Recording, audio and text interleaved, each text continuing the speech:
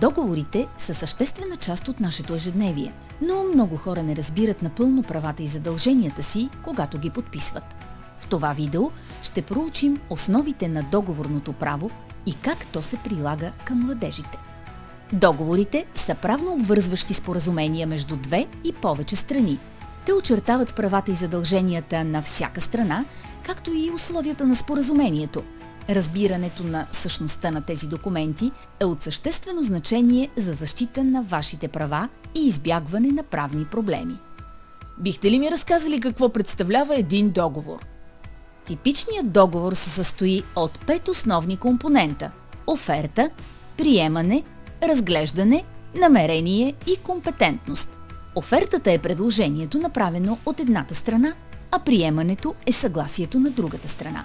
Възнаграждението е стойността, обменена между страните, докато намерението се отнася до целта на договора.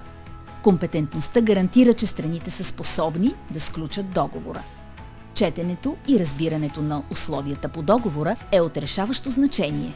Потърсете клаузи, които очертават правата и задълженията на всяка страна, както и всички санкции за нарушаване на договора. Ако не разбирате нещо, помолете за разяснение или потърсете правен съвет. Когато преговаряте, уверете се, че разбирате всички правила и условия. Не се страхувайте да задавате въпроси или да търсите съвет, ако е необходимо. Освен това, имайте предвид всички скрити такси или таксите, които може да не са ясно посочени в договора за закупуване на лизинг.